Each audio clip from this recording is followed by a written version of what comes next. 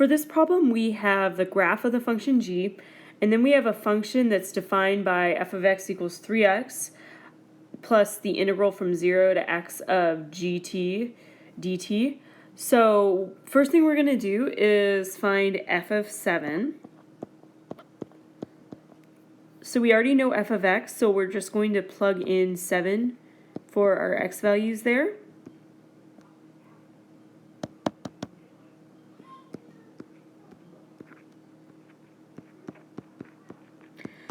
So we get 21, and the integral from 0 to 7 of g of t dt we can figure out by finding the area under the curve.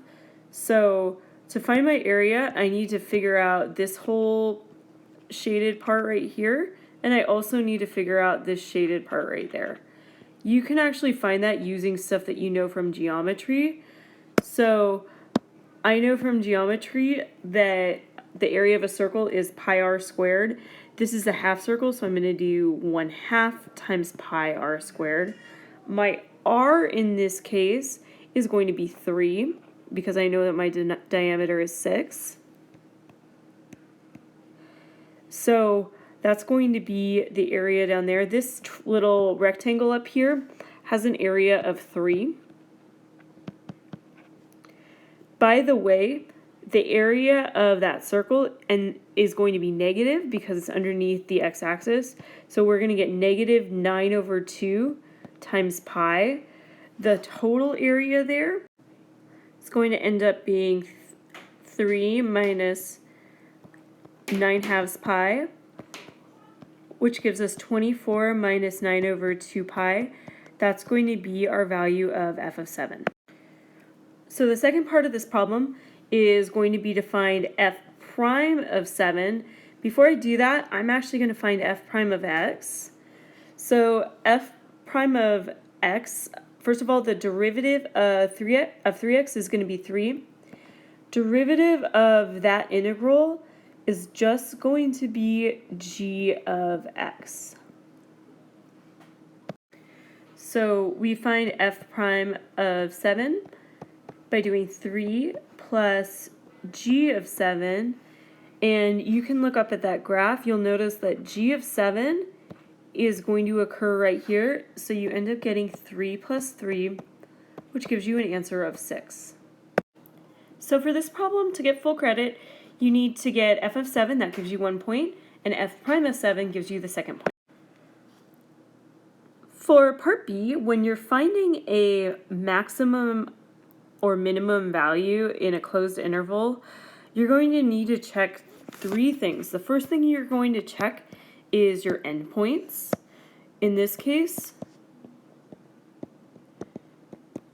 my endpoints are at x equals -4 and x equals 3. The next thing that I need to check is my critical values. Actually, I find the critical value by setting the derivative equal to 0. You can see I have the derivative up there.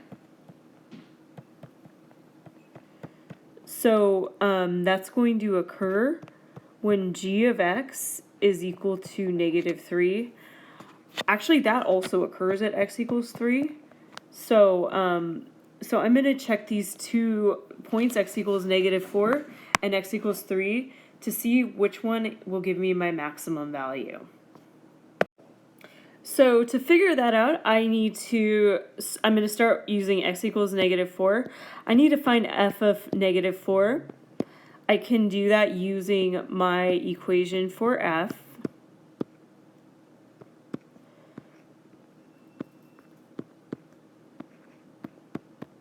So you'll notice that I actually have an integral that is out of order. In order to change it, in order to evaluate this, I need to have the lowest value on the bottom. So I'm going to make it negative, and then I can change the order. So once you do that, you can find the integral by figuring out the area under the curve. The area under the curve right here, that is a triangle. you're going to use 1/2 base times height, which is going to give you a value of 4. So that's going to be my answer there. I end up getting -16. So right now that's not looking like a maximum value because you have a very negative number, but we could still check our other point, which is x equals 3. So when x equals 3, we're going to get f of 3 is equal to 3 times positive 3 plus the integral from 0 to 3 of g of t dt. That gives me 9 plus this one. I actually have a quarter circle right here. So that's going to be 1/4 pi r squared. The r in this case is 3. So I end up getting 9 plus 9 pi over 4.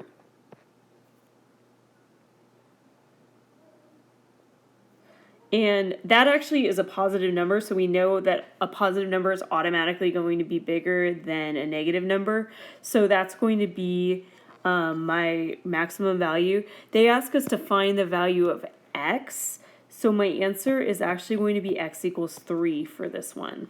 And for this problem, this is actually worth 2 points. You can get full points for getting x equals 3 and for showing the work for it. So for part C, we are finding the left-hand limit and the right-hand limit of the derivative of this graph. So the easiest way to do this is just to look at the graph to the left of 0 and to look at the graph to the right of 0. So if I look to the left-hand side of 0, I have this straight line, and the derivative, remember, is the slope of the tangent line. Since I have a straight line there, it's actually just going to be the slope of that line, which gives me -1/2. For the limit as x approaches 0 from the right, that one is a circle. Actually, if I have a circle, what would happen at this point on the side would be that I have a horizontal tangent line. The slope of that tangent line would be undefined. So in that case, we're going to say that the limit there does not exist. On this problem, they actually didn't ask you to justify anything, so you don't have to give any explanation. I actually recommend you don't give any explanation because on the AP test, if you give a wrong explanation, they'll take off points, even if the work is right. So even if the answer is right.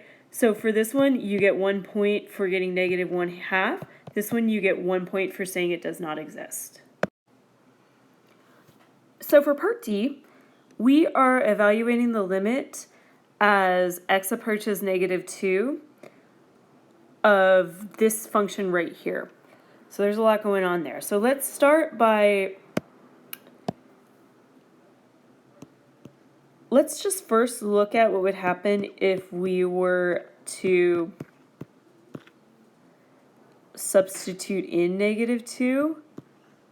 You would actually find that the numerator would, I'm not going to do the whole work for the first one, but you would find that your numerator and your denominator would both give you 0. So you would get a 0/0. So I'm actually going to write this in a way that's a little bit nicer, just to be extremely mathematically correct. So if I were to evaluate the numerator, I would get 0. And if I were to evaluate the denominator, I would also get 0.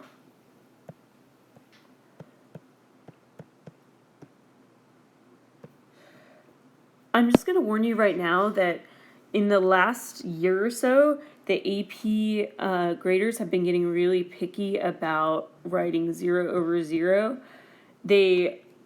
Because 0/0 is technically an indeterminate form, it's actually not 100% correct to write it. So it's better if you split the numerator and the denominator up separately rather than writing that indeterminate form. But if you get a 0 over 0, you can always just cross it out and then it won't be graded. So first thing we figure out is that we do get something indeterminate.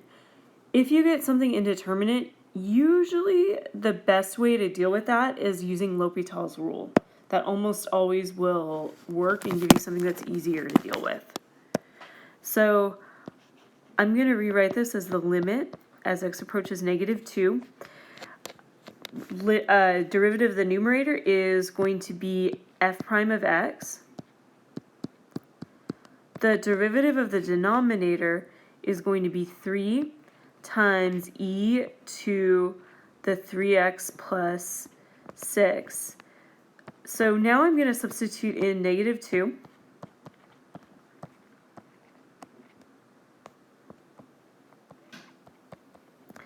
And in the denominator, I get 3. The numerator, you can look back at what you previously had for your, I'll actually write it at the top. F prime of x was equal to 3 plus g of x. So I'm now going to get 3 plus g of -2. G of -2 is 1. So I end up getting 3 plus 1 over 3, which gives me an answer of 4/3. So for this one, you get 1 point for showing that both the numerator and the denominator, the limits of those two are equal to 0. You get 1 point for using L'Hopital's rule.